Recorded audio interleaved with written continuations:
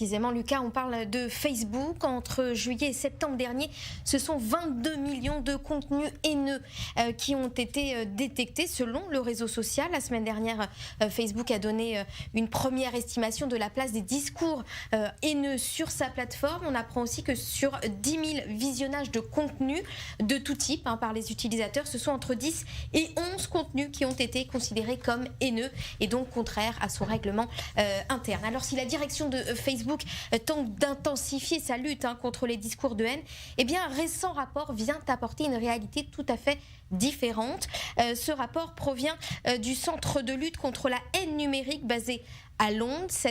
Selon cette étude, au cours des 2 dernières années, eh bien, des dizaines de pages liées à des milices néo-nazis opérant en Ukraine ont été aperçues sur les réseaux sociaux Facebook et Instagram également.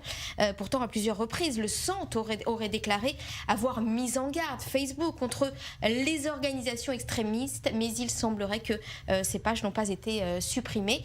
Alors pour la direction, Imran Ahmed, qui dirige donc l'organisation, même si Facebook, je cite, agit pour supprimer ce contenu après la publication du rapport, il est trop tard. Ils ont permis aux extrémistes de les planifier, de les tester et de les utiliser comme une ressource économique pour financer leurs activités. Alors pour la direction, eh bien, cette inaction de Facebook est une hypocrisie. On apprend aussi dans ce rapport que Facebook aurait supprimé les pages de certains groupes, bloqué ses dirigeants, mais dans le même temps, les publicités, les comptes qui aident à financer ces activités, eh bien, continuent à apparaître, tout comme les pages liées à l'organisation. Alors on peut le voir sur l'écran. Pour exemple, eh bien, Facebook et Instagram ont permis aux néo-nazis, et c'est 80 000 néo-nazis abonnés, de vendre ouvertement des produits comme des t-shirts que l'on peut voir avec des imprimés de groupes néo-nazis, des logos.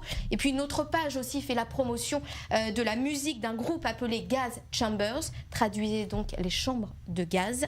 Il faut savoir enfin, Lucas, que Facebook fait actuellement l'objet de nombreuses critiques dans son incapacité justement à bloquer ces mouvements d'extrême droite. La semaine dernière, le PDG de Facebook, Mark Zuckerberg, a été interrogé par le comité judiciaire du Sénat américain sur ses activités pour éradiquer le discours de haine. Et puis le mois dernier, également, il était encore convoqué sur ces questions similaires au comité sénatorial du commerce.